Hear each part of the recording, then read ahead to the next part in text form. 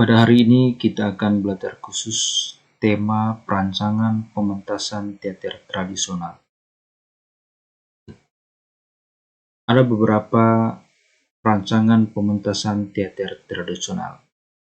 Atau dengan kata lain, ada beberapa langkah dalam merancangkan pementasan teater tradisional. 1. Pembuatan naskah drama atau pemilihan naskah teater sesuai tema. Yang kedua, penentuan sutradara. Yang ketiga, penentuan pemeran. Yang keempat, penentuan kru atau seksi-seksi. Dan yang terakhir atau yang kelima, penentuan lokasi atau tempat pementasan. Kita mulai dari yang pertama, pembuatan naskah drama atau pemilihan naskah teater sesuai tema. Ini penting. Kita memilih sebuah teks teater harus disesuaikan dengan tema atau tujuan pementasan. Kalau tujuannya untuk menghibur para penonton, membuat para penonton tertawa terus pada saat pementasan, maka siapkanlah naskah yang memang berisi dialog-dialog jenaka. Tetapi kalau tujuan atau tema acaranya adalah bertemakan budaya, maka siapkanlah naskah yang memang bertemakan juga budaya.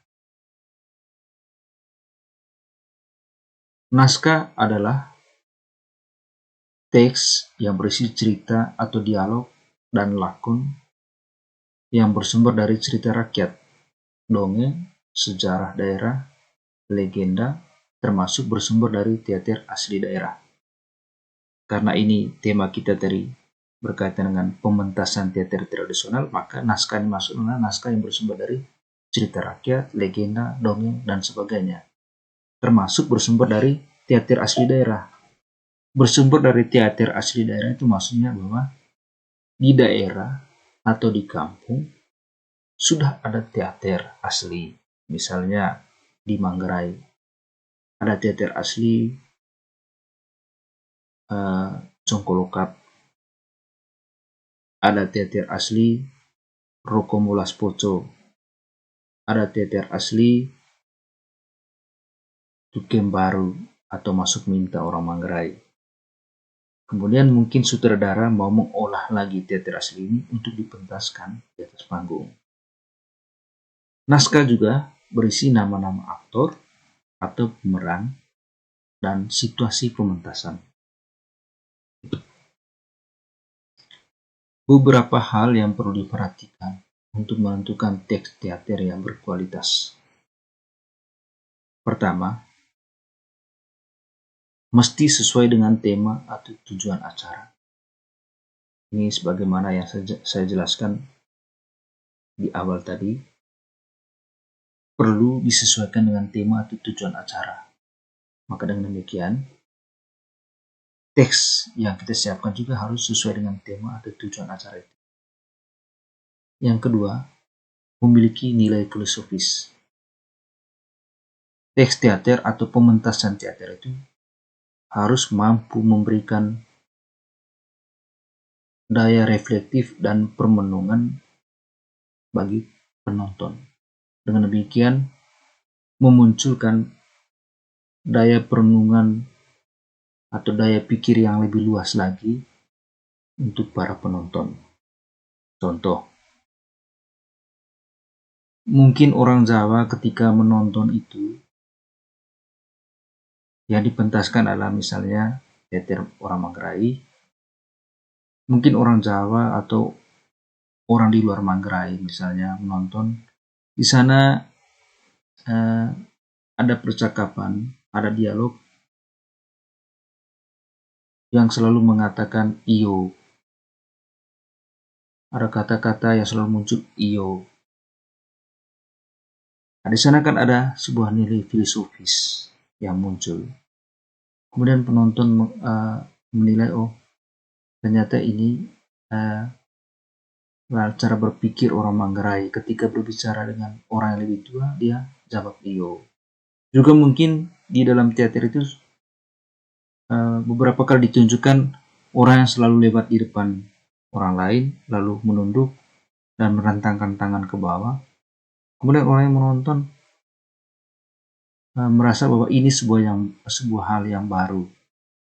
Ada sebuah filosofi yang baru ketika orang Manggarai lewat di depan orang banyak atau orang lain, maka dia wajib tunduk dan merentangkan tangan ke bawah sebagai rasa penghargaan dan menunjukkan sikap sopan pada orang lain.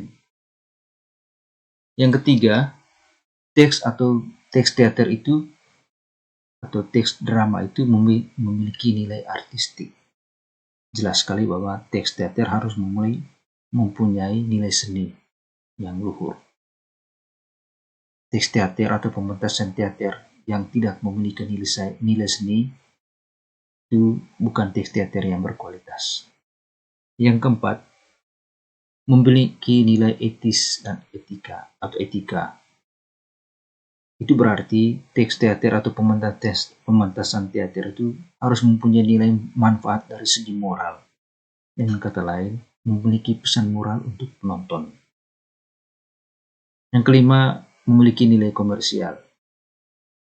Hal ini penting manakala kelompok teater itu mau mementaskan lagi teater-teater yang lain di kemudian hari.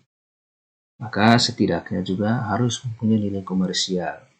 Dengan demikian, persiapan teater itu harus matang. Dengan demikian, pada saat pementasan juga dibawakan dengan maksimal dan penonton puas, merasa tertarik dengan apa yang disajikan. Dengan demikian juga penonton penasaran atau mau mencari lagi kesempatan untuk menonton teater-teater berikutnya. Jadi perlu mempertimbangkan nilai komersial ini. Yang kedua, sutradara. Sutradara orang yang mengkoordinasi seluruh kegiatan pementasan. Sutradara semestinya orang yang memiliki pengalaman dalam pementasan dan memiliki daya imajinasi yang tinggi. Selain itu, bahwa sutradara juga orang yang biasanya menulis teks teater atau teks drama. Selain dia sendiri sebagai koordinator dalam pementasan, tapi juga biasanya juga sutradara orang yang menyiapkan teks teater. Tugas utama sutradara adalah yang pertama, merencanakan produksi. Merencanakan produksi maksudnya merencanakan kreativitas pementasan itu sendiri. Yang kedua, memimpin latihan. Sutradara lah yang memimpin latihan, proses latihan bersama pemeran-pemeran. Bahkan termasuk dia menentukan pemeran-pemeran untuk teks teater itu. Yang ketiga, mengorganisasi produksi pementasan. Nah, ini tadi yang saya jelaskan bahwa termasuk juga menentukan pemeran-pemeran. Mengorganisasi produksi pementasan juga termasuk menyusun dialog dengan baik dan juga membuat fragmen-fragmen atau pembatasan-pembatasan adegan. Manakala layarnya ditutup, layarnya dibuka, maka dia harus mengorganisasi semua itu dengan baik di dalam teks teater. Yang ketiga, penentuan pemeran. Pemeran adalah jantung dari sebuah pementasan. Oleh karena itu, perlu memilih pemeran yang tepat untuk sebuah peran. Ini benar sekali bahwa pemeran mempunyai peran yang sangat penting agar pementasan teater itu menarik. Jadi tokoh kunci atas menarik dan tidaknya sebuah pementasan teater adalah pemeran.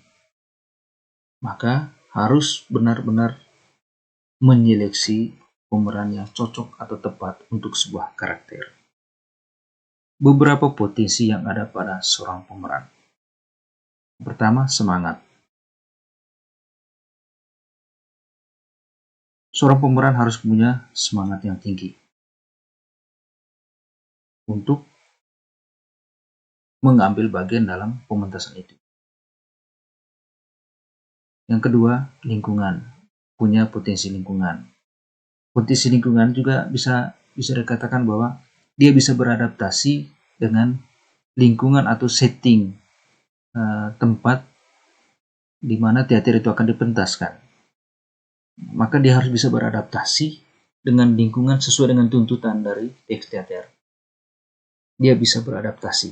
Seperti apa saja tuntutan dari sebuah teks berkaitan dengan lingkungan atau situasi dan tempatnya, maka dia harus bisa beradaptasi dengan lingkungan itu.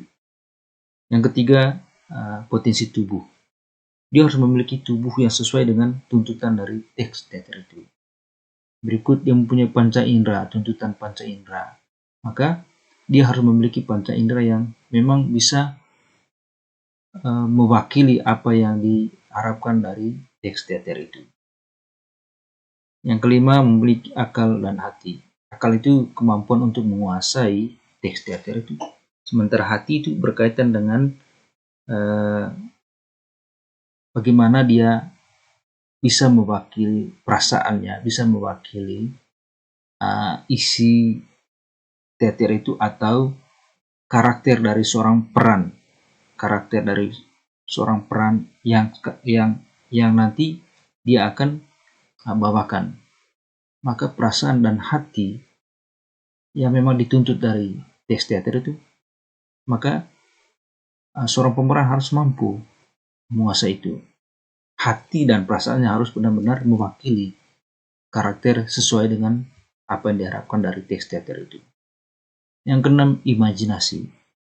Seorang pemeran harus mempunyai imajinasi yang kuat. Ketika dia membaca teks teater, dia tidak hanya sebatas membaca dan menguasainya. Dengan kata lain, tidak cukup dia menguasai atau menghafal teks teater itu dari awal sampai akhir. Tapi juga dia harus punya daya khayal yang tinggi. Kira-kira dia harus berekspresi seperti apa dalam dialog ini. Itu kan pemeran. Maka dia harus punya daya imajinasi yang tinggi. Ketujuh, vokal. Potensi vokal. Jangan sampai dalam teks teater dibutuhkan suara yang keras, tetapi dia suaranya lembut. Mungkin juga sebaliknya. Mungkin dibutuh suara yang lembut atau halus, tapi dia suaranya keras. Maka dia harus memenuhi potensi ini. Yang terakhir, dia harus punya jiwa. Jiwa itu berarti jiwanya harus mampu beradaptasi dengan peran yang akan dibawakan sesuai dengan teks teater itu. Dia harus mampu menjiwai keseluruhan teks yang ada, termasuk menjiwai peran yang akan dia bawakan sesuai dengan tuntutan teks